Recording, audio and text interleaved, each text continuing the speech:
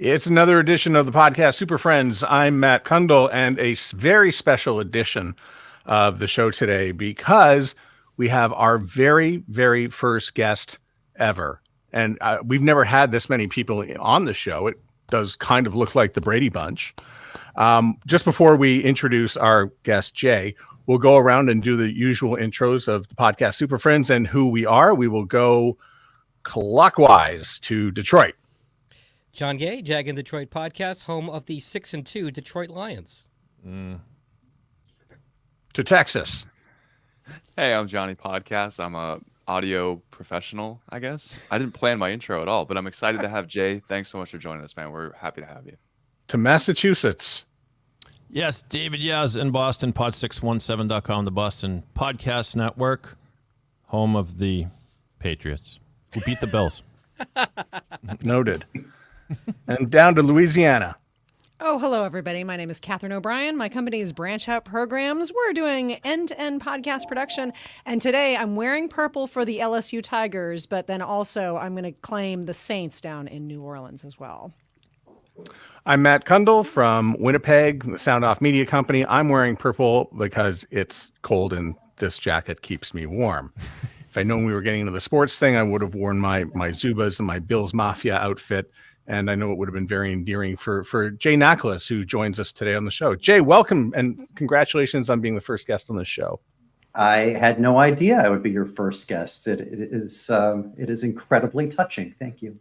So Jay comes to us from Coleman Insights, and we referenced him a number of times in previous episodes because at Podcast Movement, Jay, I guess you kind of got star billing in the whole thing. You get the big keynote with Steve Goldstein from Amplifi Media, and it's the new rules of podcasting, which is a very domineering headline and scary and caught everyone's attention. And I think was the biggest takeaway from Podcast Movement. And so Jag and I were there, we reported back, and we felt it was really, really important. And it's kind of been the launching point for podcasters making a pivot because you came loaded with a lot of data. So just to get us started, tell me a little bit about what you do at Coleman Insights, and then tell us a little bit about why you did this study. So my title is Vice President and Consultant. And so I do projects for all kinds of audio brands, right? So the company's been around for over 40 years, but we work in the radio industry and then, kind of made that natural pivot into podcasting and streaming a few years ago. And I do most of the podcasting work for the company. And so that's kind of my scope at Coleman. As far as why we did this, we were intentional about what kind of study can we put on at Podcast Movement that will be really actionable for the industry. We were thinking about, what are people talking about? What do they need? What kind of guidance can we provide? And we kept coming back to video and this question that kept coming up as far as how important is it in the space? How important can it be for me? Does every podcast need it?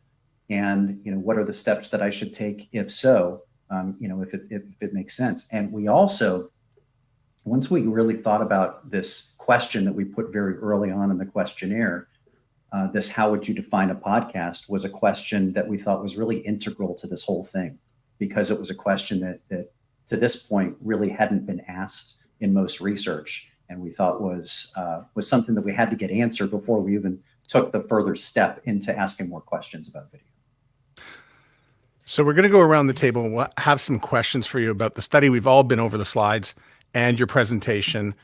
I thought the first thing that was really, really smart, and I think it's a good way to start it off, because you did have to talk to people about the video component of their podcast viewing and listening, but you made a very conscious decision not to use the word, what podcast did you listen to? You used the word consume in order to get people to really open up to say, hey, this could involve YouTube as well. Every research study that we saw was using the word listen. And we were very, very intentional about it because we wanted to eliminate any sort of bias towards that. If you're going to ask questions about watching, then you can't just come in and say, listen. And we didn't even want to say, although we talked about it, in the beginning, we didn't want to say watch or listen. We just wanted to use something that was generic, that encompassed all of it. Recognizing, by the way, you should have seen the conversations. I mean, we had debates about this back and forth. We know that the word consume and consumption is not the greatest word in the world. And so if you were a fly on the wall, you'd see us going, thesaurus.com. And what's a different way to say consume? And ultimately, we know it came back. Right. But ultimately, when we came back to it, it was like, yeah, but it says what it is. People understand what it is. And I think it served the purpose for that. Yeah. And just before I go to Jag, I'll just get you just to do the run through, because I know every researcher loves to do this, and that's tell everybody about the sample composition.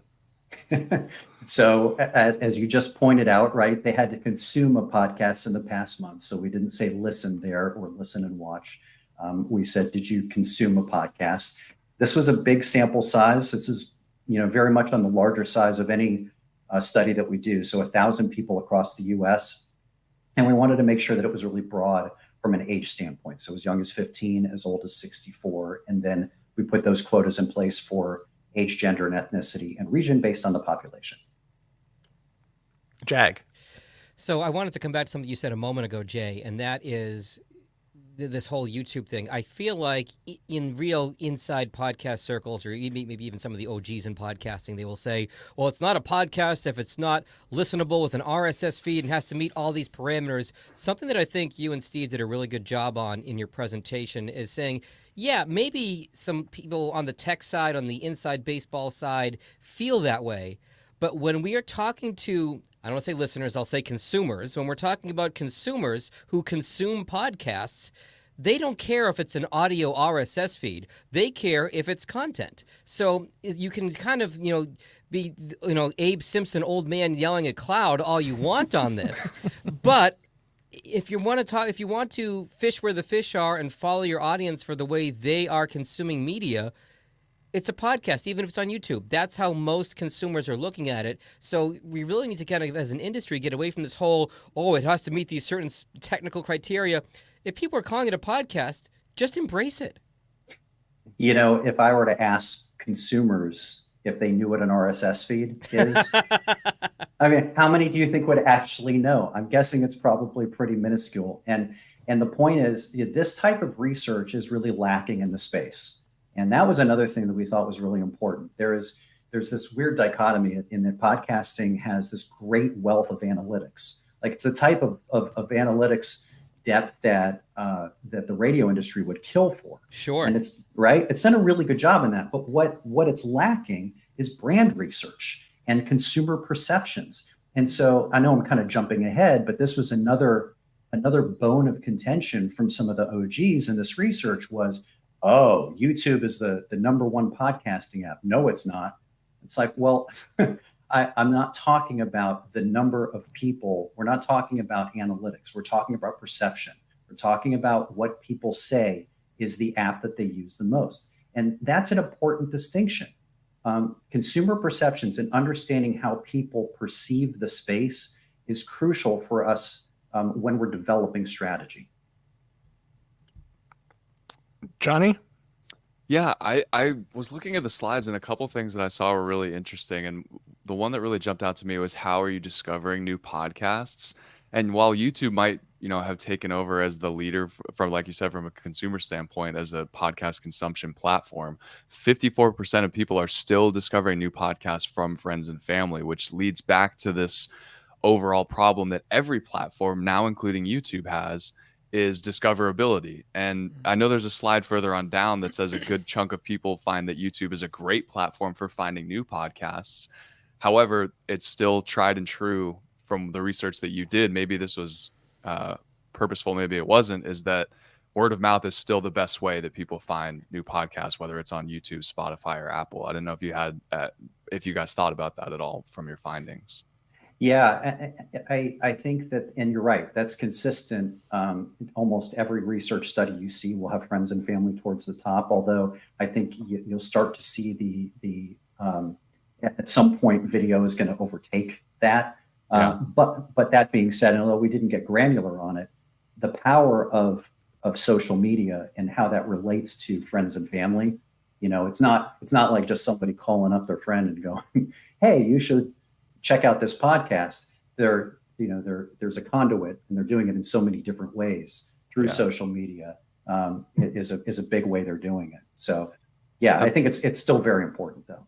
Matt, can I add a follow-up onto that? Yeah, sure. So if you were to do this research over again, if you were going to do it again in the future, when you dig down further into how you're discovering new shows, do you think that it would be beneficial to add specifically into the YouTube aspect? Maybe it's like, if you answered yes to, I use YouTube to find new podcasts.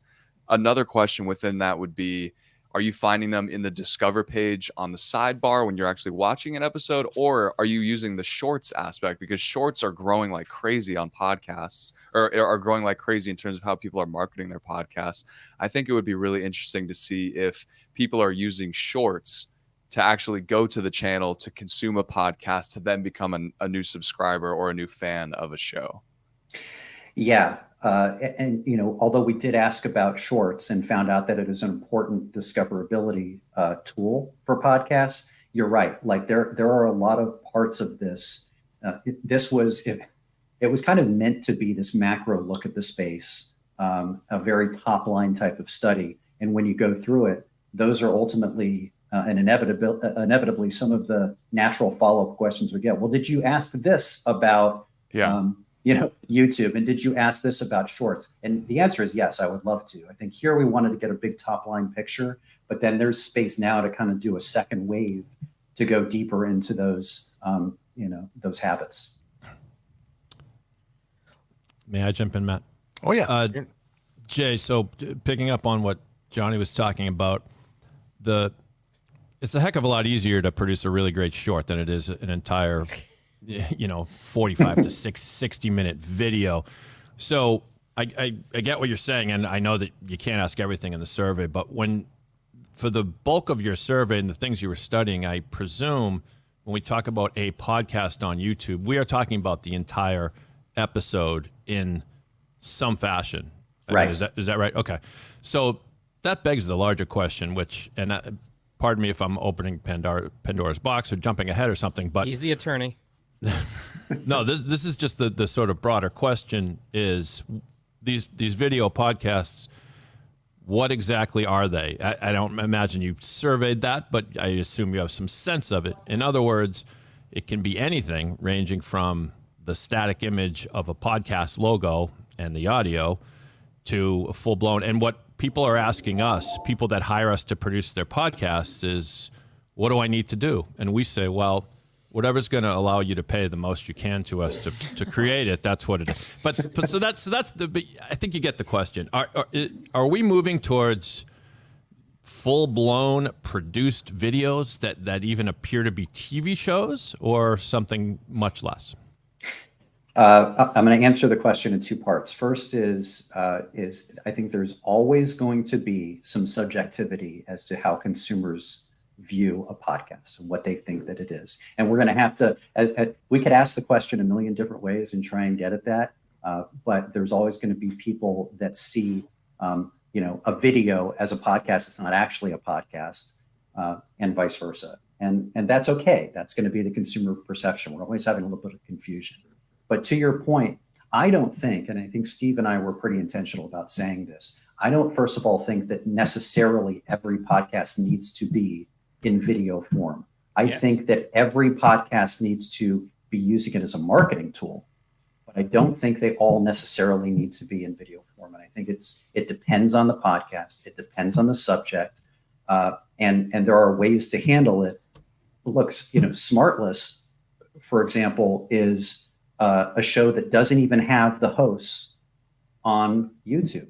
They use a little graphic that kind of moves around a little bit, and you listen to the audio, and it does very well. But that's it. Their Shorts teasers are phenomenal.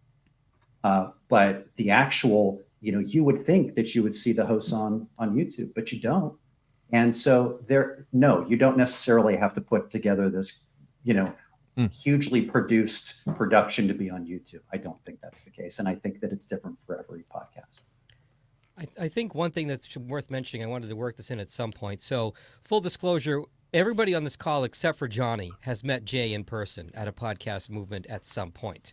So, when we were talking about inviting Jay on the podcast on the private call the five of us have, Johnny said, okay, well, who's Jay? How do you spell his name?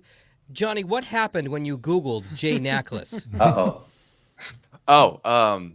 The first thing that popped up, or third and fifth in the search rankings, were the shows that you did with Matt and the shows that you did with Jag, and they were the YouTube versions of those episodes. It was not Apple, was not Spotify. It was the YouTube versions, and maybe that's because Google owns YouTube, but I found that to be really interesting. I think that's probably more than maybe. Yeah. And I think that's a great point, Johnny. I mean, I think that's when you're thinking about your strategy, recognizing that Google owns YouTube, and the fact that video tends to do very well in search results, and the fact that, I mean, look, how this is going to go for YouTube going forward. I mean, nobody knows. Google doesn't know, but I will tell you this, that they are more intentional now in their strategy than they've ever been. You know, they've made a decision that they're not going to go in on Google Podcasts, so they're going to go all in on YouTube and YouTube Music. And whether or not this kind of split strategy with YouTube Music and YouTube is going to work, I don't really know. This whole thing, putting out 80-page manuals for creators for YouTube, I don't think that's the best way to go either. But I mean, maybe they're going to figure out, maybe they don't. But if they do, they're in an amazing position to do well with it. That's for sure. Quick follow-up from my fellow orange man here. I appreciate you wearing orange today, by the way. If for our listeners who are creating podcasts, should they be submitting their RSS feed to YouTube and YouTube Music, one or the other, or both? Or do we not know yet?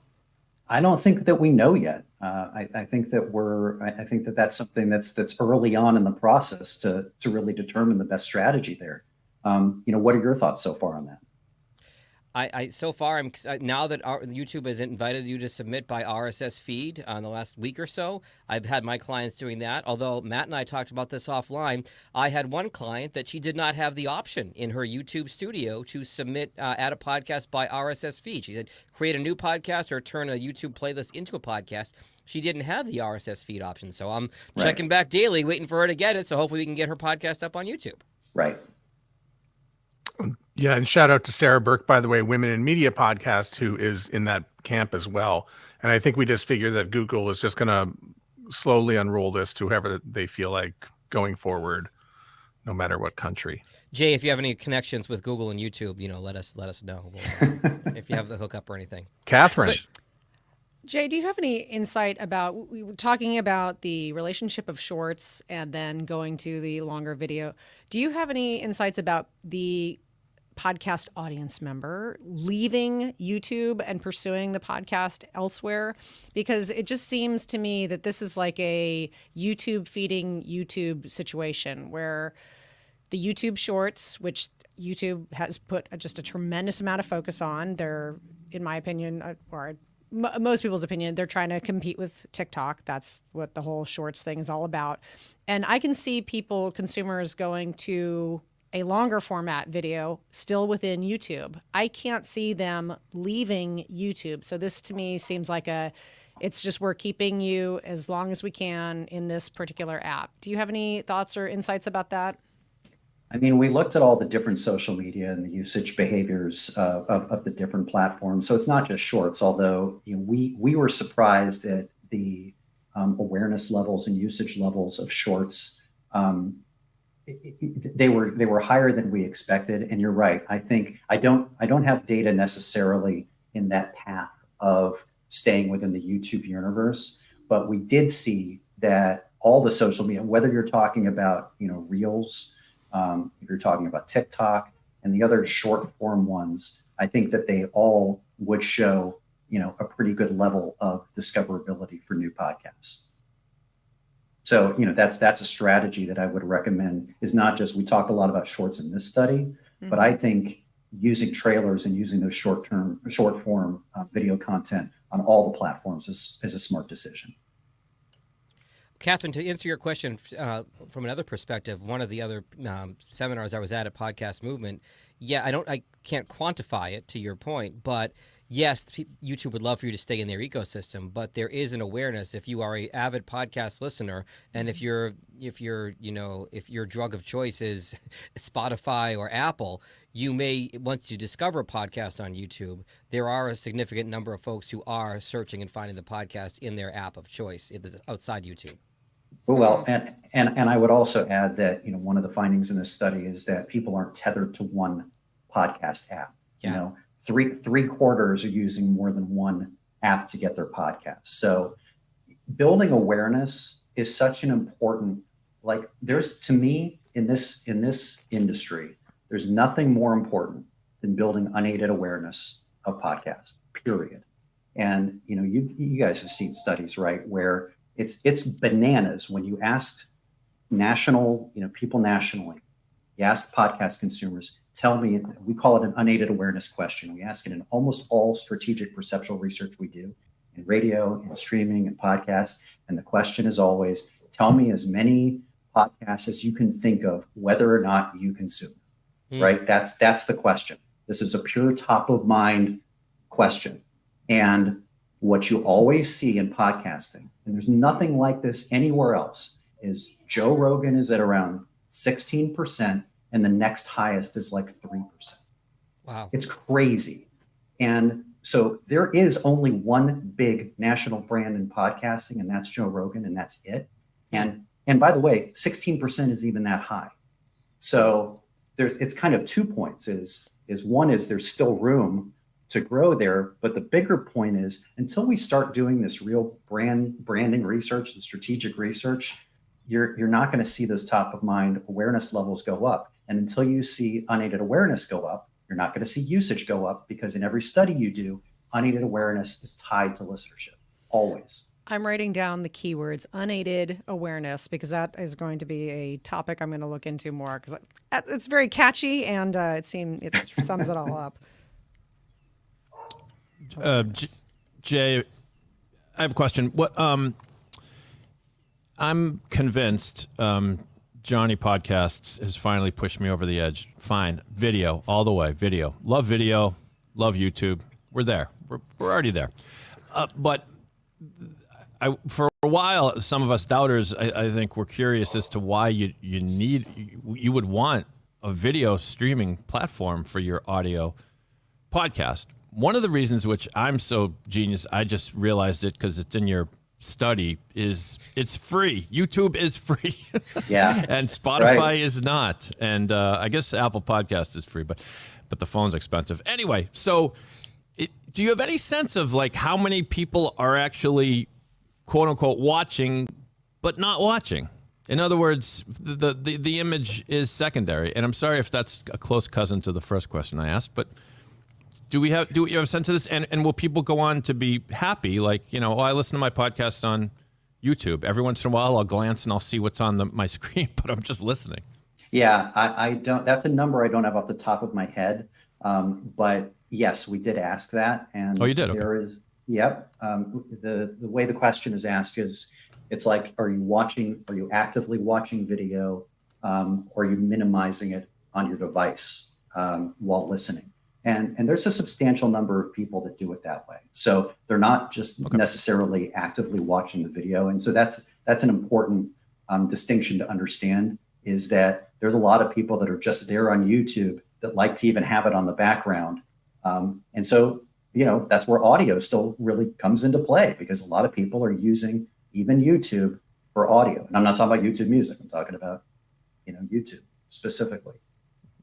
And the other thing I would say is we really saw that shift take place in the way that people prefer to consume their favorite podcasts, right?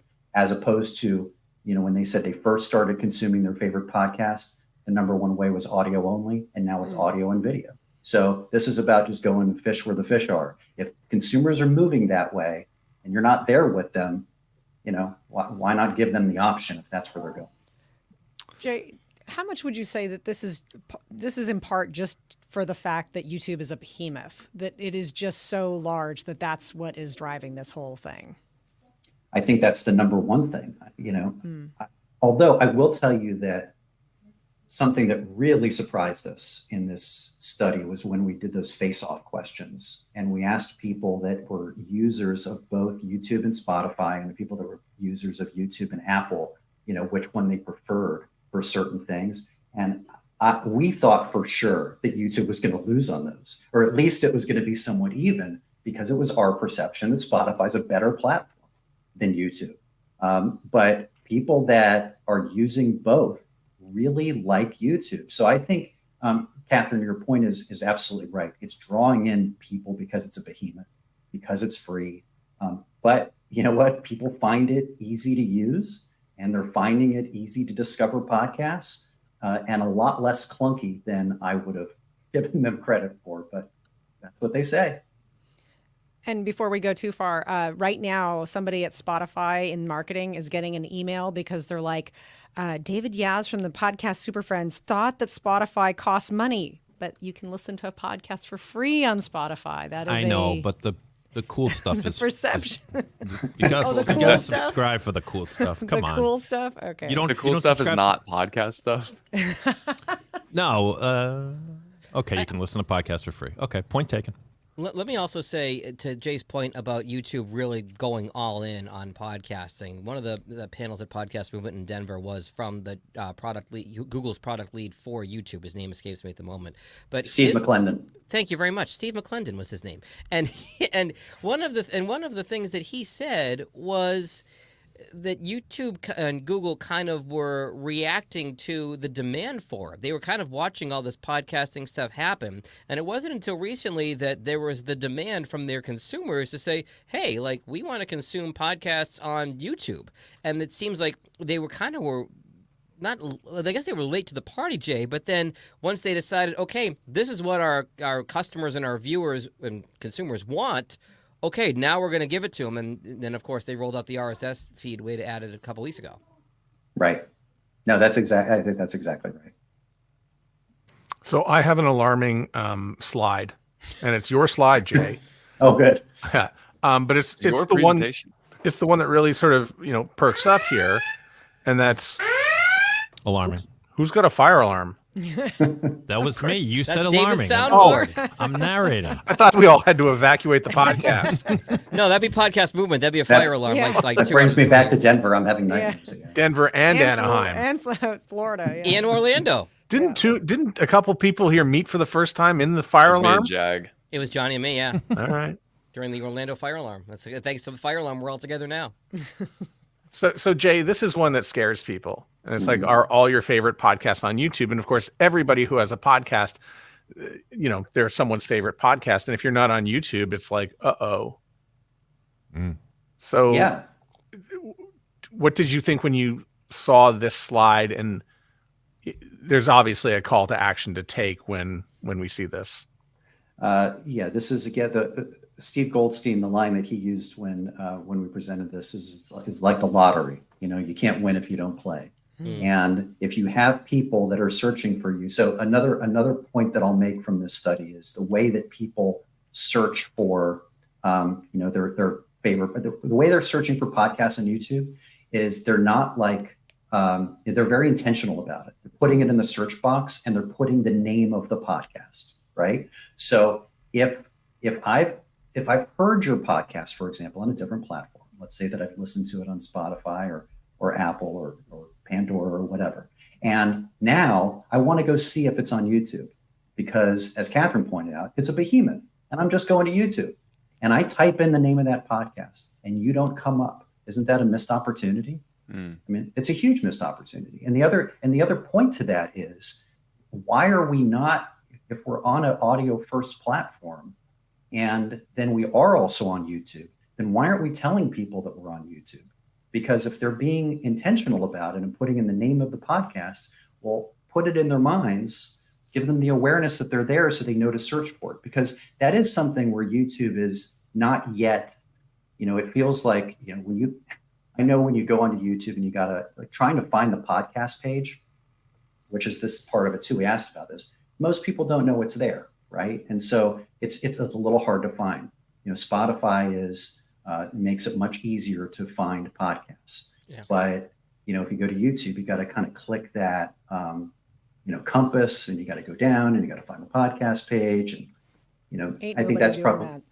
yeah, I mean, I think I think they'll probably make that easier over time. But for right now, I think we have to be very specific and intentional to get people to search for your podcast there. And also, the OGs who talk about podcasting, you can find it on Apple, you can find it on Spotify, and you use it here on a phone. And so I had a teacher that I spoke, oh, you really enjoy this podcast with your students. And they said, oh, that's great. Is it on YouTube? Because YouTube is in the classroom. And I don't know if I was a teacher with 20 kids in front of me, how I'm going to get the audio from this phone from Apple into the kids' ears. But to have something visual is really, it's just, again, it's YouTube is easy. YouTube is free. YouTube, everybody sort of knows how to work YouTube, which is, I guess, how we got here, right? Right. All right. So then the next thing I'll ask you a little bit is about the cross-pollination of apps. So I'm like to be on YouTube because I really believe that if somebody sees my show on YouTube, they may take it into the car and listen with another app. But somebody else just mentioned a second ago that it could go the other way, where somebody will listen to it on their phone and then want to go to YouTube to see the rest. So can you talk a little bit about the cross-pollination of apps? And people do use more than one app. They do. And, YouTube and Spotify are definitely the big dogs, right? But ultimately, it is interesting how much it's consolidated. Most people are using multiple apps, and yet there's a big three hierarchy by far. It's YouTube and it's Spotify and it's Apple. And it's great that podcasting is this, this big space where everyone can go to all these different places to get their podcasts, their favorite podcasts. But the reality is, those are the big ones. YouTube Music is interesting because we were very specific that it was a different app than YouTube. And the fact that already is showing up in the top 10 in consumption was surprising to us. Jade, so you mentioned in the study that when you were kind of giving advice to podcasters at the end, you said create content for YouTube because you're competing with all of YouTube, not necessarily other podcasts. Mm-hmm. And I think that ties into the cross-pollination. Like you said, it's YouTube, Spotify, and Apple. Do you think that Spotify and Apple would be able to make up some ground to YouTube by allowing all creators to have video versions of their podcast on those apps? I know Spotify has some spottiness there. Like if you're using Megaphone or Anchor, you can have your video version. And I think it may even only be regulated to certain creators. Or is it insurmountable ground because YouTube has so much other content available that you can, as a consumer, jump from your favorite podcast to a video essay to shorts to something else? Or does Spotify and Apple implementing video allow them to make up some ground? This is where the branding piece comes in and that top of mind awareness comes in. Spotify can't just offer video and think that consumers are just going to start consuming video on their platform. Consumers think of Spotify as an audio platform. And by the way, they also think of it as a one-way engagement platform. In other words, when I'm using Spotify, right, it's just me using Spotify. I'm picking out my daily mix. I'm picking out the release radar. I'm picking out this podcast to listen to and putting it in my library. That is a total one-way experience.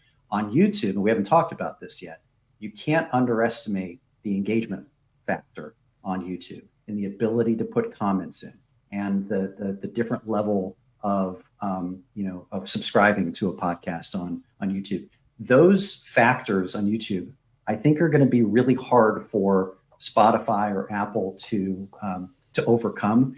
The fact that it's owned by Google, there are just so many factors. And so for Spotify to do it, they would somehow, first of all, the functionality would have to be really good. But more importantly, they would have to convince consumers of why consuming podcasts on their platform is better. Why should I not do it on YouTube? And you could just imagine how hard of a branding Yeah, challenge that would be.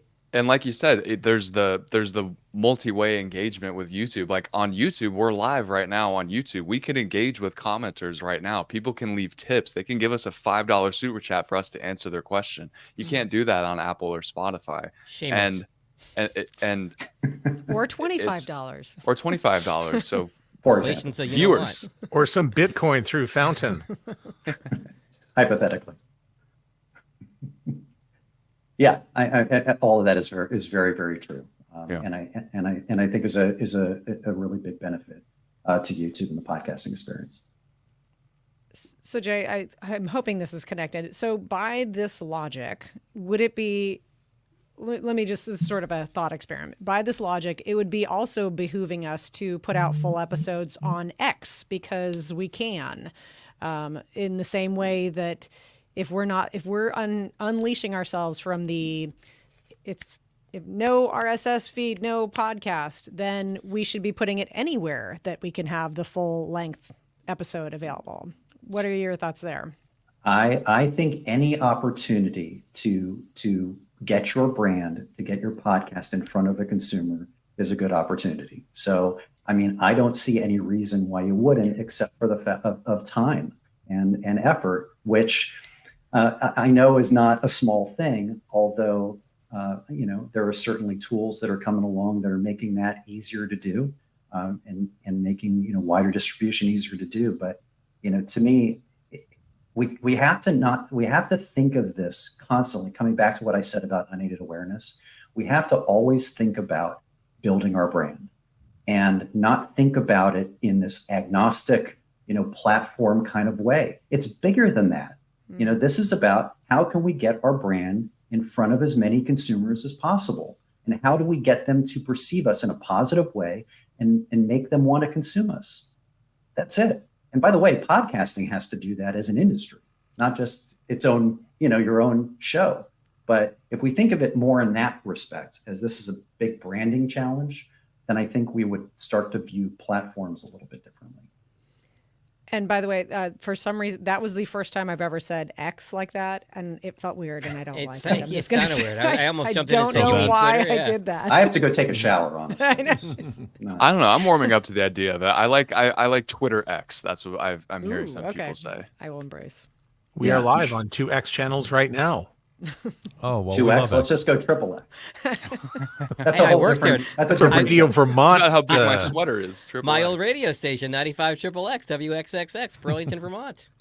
It's also the name of a club on St. Catherine Street in Montreal. Jeez. The ballet. But if in Twitter is Windsor. if Twitter is X, then what's a tweet now? Is it still a tweet? A post. a post. I think Elon and Joe that's Rogan boring. discussed that yesterday. I think he said just call it a post.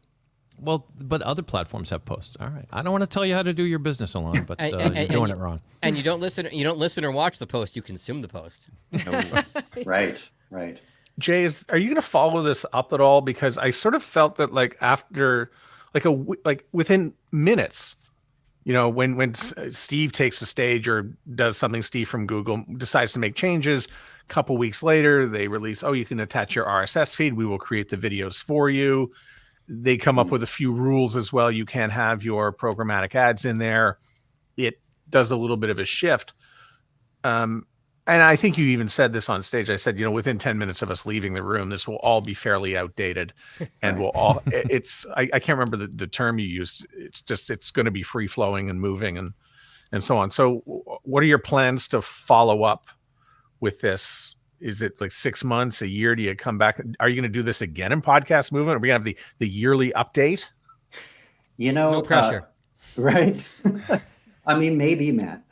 There's no definitive, we haven't, it's funny right now, we're still kind of in that period of doing this kind of thing where we're still sharing the results of this. So we haven't even really sat down and thought about that yet. But to your point, I think this is definitely going to be fluid. We recognize that in a year from now, there is going to be, I think, a need for regular research on this. And sometimes, just as quantitative research will inform qualitative research, where you learn about the what's and then you get deeper into the whys, there are going to be opportunities to get more granular on some of the themes and things and learnings from this study.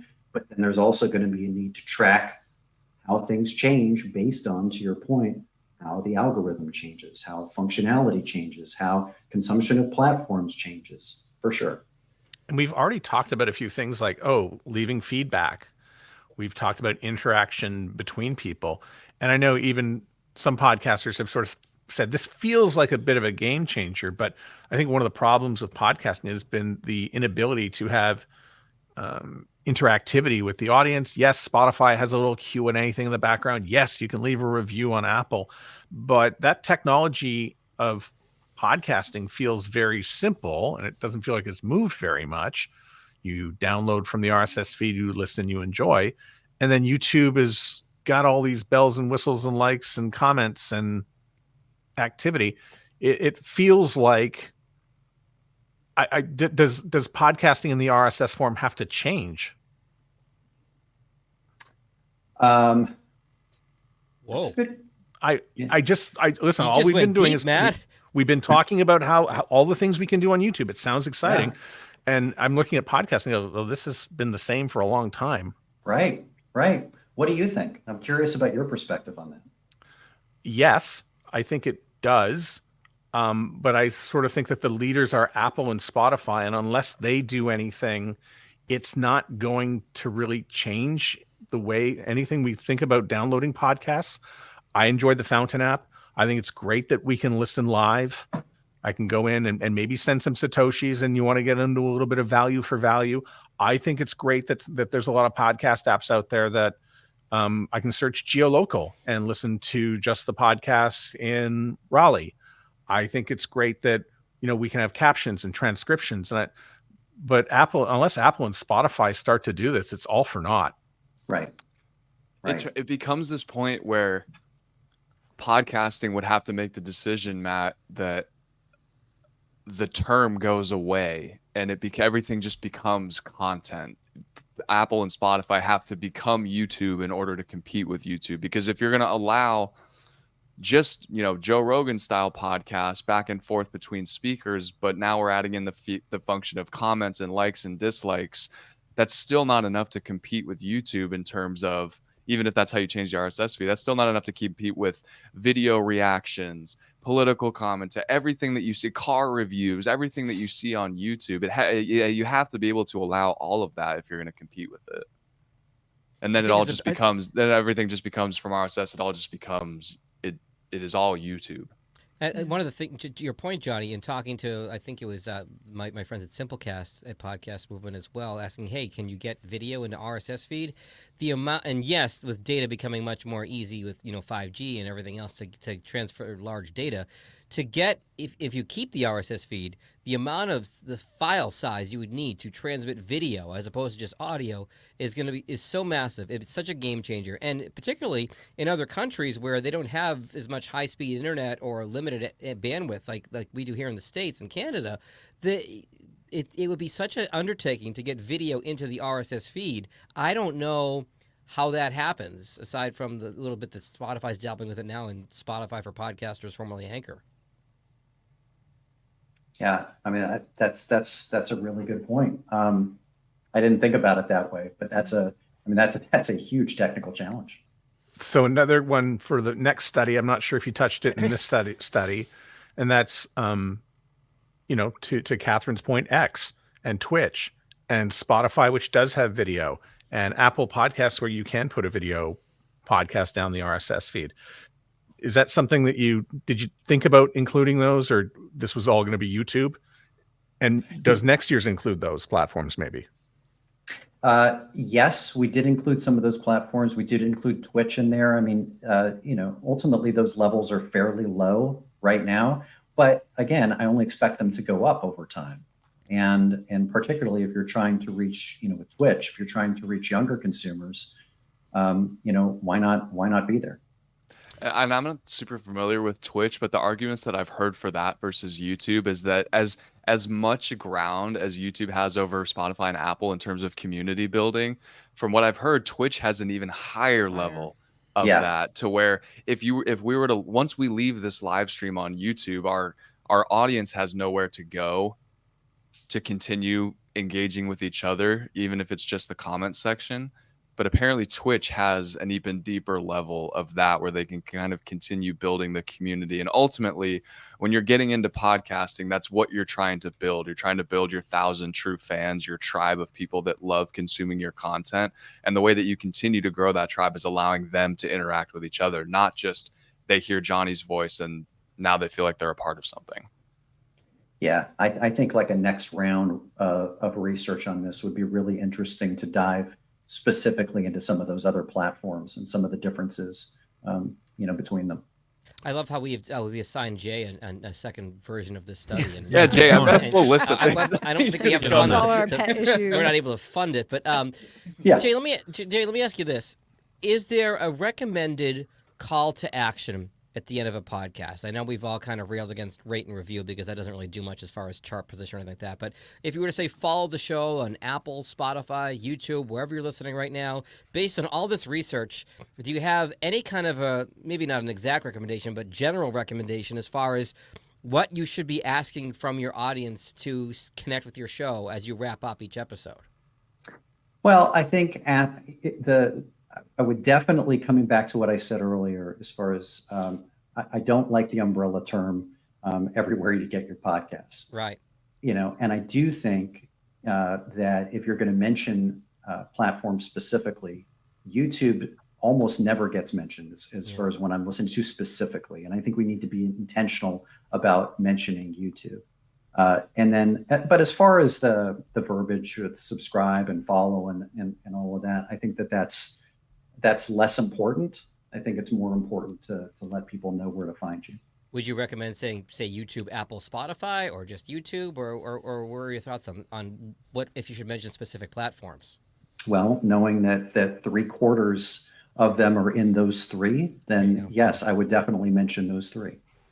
Can I push back on that? Of course. I don't want to send people to YouTube to listen to it. They're not going to hear my client's ads, and that's not going to make their cash register ring. So I'm just going to fold my arms and go home. For one of my clients, I put in the YouTube ads manually, and you have to have a strategy because they're going to see some YouTube ads before they see the ads that you put in. There is a box to check that say you're a sponsored podcast or whatever. But this maybe is a decent segue since now I have the floor. I don't know if anyone cares about this as much as I do, but one of the differences that YouTube has to other streaming services is its attitude towards copyrighted material. And I've been doing a podcast for 3 years now, which uses music clips that we then comment on. And I'm not a copyright lawyer, but I do have a law degree. And very confident that using them in small bursts for the purposes of commentary or criticism or parody is protected under the Copyright Act. But YouTube decides, we've been putting these up on Spotify and Apple, of course, and Spotify is doing something very shrewd. When they detect copyrighted material, they send you an email saying, are you allowed to use this? You check a box saying, yes, I am. And at least they sort of have themselves covered there, and they don't take the material down. I can upload a 10-second video of my son jumping into a pool with an AC/DC song playing on it, and YouTube will take it down or remove the music. And I don't know if there's a question for Jay or anyone else on the panel whether YouTube will continue with that stance, and will a lot of podcasts get kicked off? Well, let me tell you, I wanted to do my friend Doug a favor the other night, and I will just attach his podcast to the RSS feed and upload and create 236 videos of his 2-minute podcast. And did I not discover within minutes that there were 3 copyright infringements that I got noticed on? And I said, this is bad for my channel. And I made that disappear so fast. Oops. I don't have an opinion on the technical side of that, except just to say that it is such it is a missed opportunity. It's just a bummer that's not a bigger opportunity, right? Because music podcasts is such an opportunity for podcasting in general. And somewhere along the line, people in this industry developed this hypersensitivity to don't use copyrighted material ever under any circumstances. That's really not what the law says. But if YouTube wants to take it off, I suppose there's not much. If they want to be that hypersensitive about it, there's not much we can do to fight it. I mean, other than Yeah. bring a huge First Amendment case right up to the Supreme Court. Me and my music podcast. They don't have any other priorities right now. Matt, I guess to tag, it's just Go ahead. one quick comment to tag back on your pushback. I'll push back on your pushback of mentioning YouTube. If you have a video strategy on YouTube and you build up your subscriber base to where it's a monetized channel, then it does behoove the creator to point them to YouTube, because then they can, while it's probably not as much that they would make if they're consuming elsewhere, there is still ad money that can come in.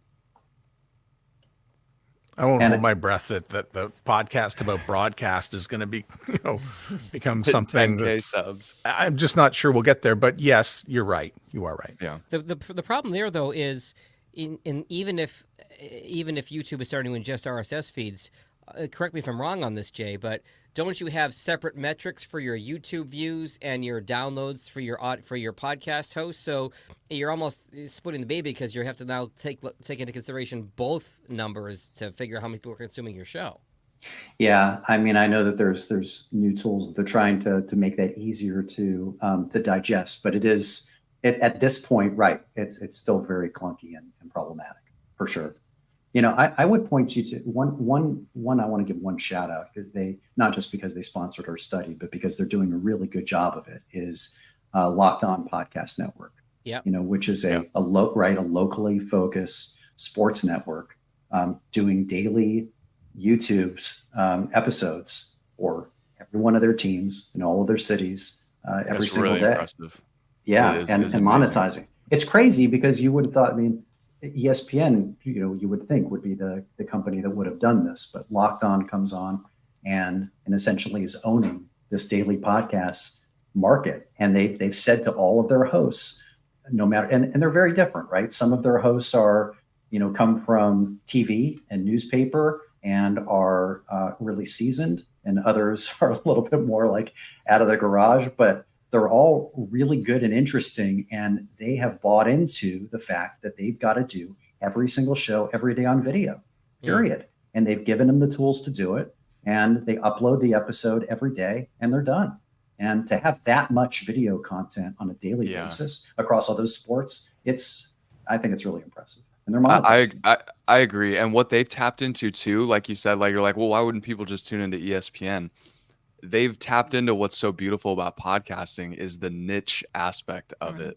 ESPN can't dedicate every single show every single day to the Dallas Mavericks. They have to cover the national general appeal to everybody. Especially now they have half a staff. Exactly. They cut half their staff at ESPN. Yeah, and versus the Locked On Dallas Mavericks podcast, if I'm a super fan of that team, I can just consume that and get the daily, kind of injection that I want for that every single day. And for them to be kind of a first mover on that, I think is really impressive. I had Brian on my show, and the more he was talking, the more I thought this was really an attack on local radio, that, you only got a 4-hour block to talk about said sports team, but every single day there was going to be a show where you had enough time to talk about the third line power play, or who's going to be at cornerback this week to cover the receiver who's coming to town, and to really go deep on subject matter. So That's right. Every team we've mentioned at the very beginning of this podcast has their own podcast on Locked On. So shout out to Carl Weinstein and his team at Locked On, because to your point, everybody, they do a great job. There is a dedicated podcast for whichever team you are a diehard of. Locked On Winnipeg Jets is out of Baltimore. But it's legit Jets fan who follows the team that hosts it, right? Yeah. It's the Baton Rouge Zydeco hockey team. I will be looking for their podcast right now. Yeah, I'll be looking for the Fort Worth Panthers lacrosse national team. Yeah, it could be coming. You might want to start with LSU and the Saints, Catherine. Hey, Catherine, did you have a question? I did. So first of all, Jay, I want to just thank you for the language of the brand. This is a branding issue. That's how we should be looking at this, because this leads into my next question. Is I'm curious. I'm very positive, but what kind of pushback did you receive? To use the word pushback for the 12th time here. What kind of angry fist feedback did you get from the very passionate RSS crowd? The OGs. Honestly, not a ton. It was I think a few of the people that you would expect to offer pushback on it did offer some pushback. There were a couple, I guess I shouldn't Say call them. their names. I will not. And I can't call them tweets, right? Or posts or whatever. But we saw a few of those back and forth. But honestly, it went away after about a week. And most of the feedback we've gotten from it has been very positive and has been a lot of great questions and discussions and what should we do with this and what's next and how should we use it. And so overall, I honestly expected more negativity than we ended up getting, and I'm optimistic about the fact that this isn't like some easy prescription. This is to get people thinking in different ways moving forward. Well, and it's like you said too, at the very top, this is about the consumer. What we're doing is making content for the consumer. We're not making podcasts for the 5 or 6 guys and gals that are really diehard RSS feed fans. They can push back up against the wall of technology and YouTube and Google is all they want. But if I'm a consumer and all I care about is that my favorite podcast is on YouTube, I'm not going to take a side in this fight. I'm just going to go watch my favorite podcast on YouTube. Johnny, I'm gonna make a radio to podcast analogy here, which is, in radio, there are people that program radio stations that are obsessed with the next meter holder or diary keeper, the people that give radio stations ratings. And so it's like you're totally focused on how do I game the system? How do I manipulate their behavior? How do I get them to give me ratings rather than how do I build my brand? And that's what's happening right now in podcasting. Everyone is obsessed with software. Everyone's obsessed with their downloads and their analytics and where they listened and how many times they listened. And they're not thinking about their brand. They're thinking about the numbers. And radio, to its credit, learned a long time ago that brand research and strategic research was really important in the way to build big, iconic, important brands. And overall, podcasting just hasn't really learned this lesson quite yet. And I think eventually they will, but that's what's going back to the point I made about unaided awareness. That's what's happening. There's too much focus on the wrong thing. So Yeah, I'm seeing, sorry, go ahead. Go ahead, Johnny. I was going to say, I'm seeing the same thing with some of my clients where, I'll provide these kind of like monthly reports. Hey, here's the breakdown of how many people listened on Apple, how many people listened on Spotify. Here's how many people watched on YouTube, subscribers gain. And I got to a point with a couple of them where we were just like, who cares? Are we making good content? Are we doing something for the audience that is listening, regardless of where they're coming from? Is it a high production quality? Are we happy with the episode that we're putting out there? If so, great. Who cares if Spotify dropped 10% and Apple jumped up 4%? That means nothing in the long-term plan of we see ourselves doing this for 15 or 20 more years. How do we reach a point where we are, like you said, a big brand at that point? Right. Why are the numbers doing what they're doing? What, how engaging is that brand to them? What does it mean to them? Yeah. How important is it to them? And are they remembering it? Is it sticky? That's what we need to care about. So I will say that when you were on stage, I just wanted to show a tweet that I did put out. And so you hit, I think, this particular slide, which says the 7 key findings. And this is a picture. This is my tweet that I did. The definition of a podcast has changed. YouTube is the #1 app for podcasts. But at the top, I said, has anybody checked on Geek News? Who, of course, is one of the OGs. That is Todd Cochran. Yeah. But he did respond down below, and he basically said, that's hilarious stuff right there. Now we've got 3 major companies that are #1, yet none of them have less than 0.5% of podcasts global market share, which of course is just a different way of everybody looking at things. But I guess I sort of wanted to lead into the time that we have now. Can we go do what most people do when they get a research study? When I say most people, I mean the owner of the company, the general manager at a radio station, and that's they turn right to the back of the book and then pull out the executive summary, as it were. Next steps. Yeah. So you're Sure. asking for the executive summary, Matt? Yeah. Next steps. Yeah. So these ones here, I think are fairly obvious, which is, the definition of the podcast has changed. YouTube is the number one app for podcasts. And that, of course, was the slide that, you got a little bit of it's pushback on. And I think some of this other stuff here we covered, 4 out of 10 podcast consumers prefer audio only. And then the multiple platforms, right? So if I'm watching on YouTube, I'm also using other apps, right? Mhm. 1 out of 4 YouTube podcast consumers can't find their favorite podcast there. I think that's eye-opening. And, shout out to Steve Goldstein, like you said, you can't win the lottery if you don't buy a ticket. And 40% of YouTube podcast consumers discover new podcasts on a new podcast on Shorts, which again has added to our workload, Jay. You're welcome. Yeah.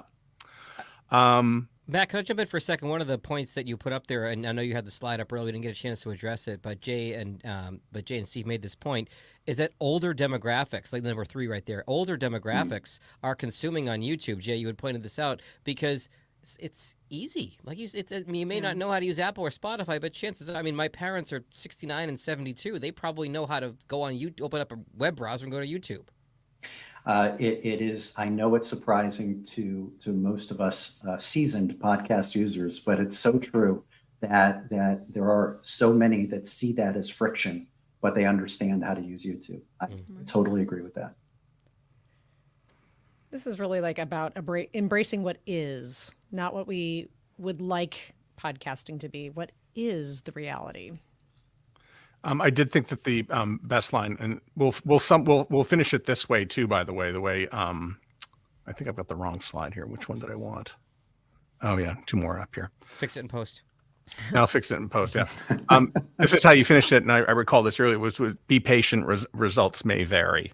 Right. Can you speak to that a little bit for people who have made it to the end of this particular show, and what can you tell them, about just putting this into your study? Because I think it's really, really important that maybe they think I've got to do this now, but how should they be evaluating what they do going forward?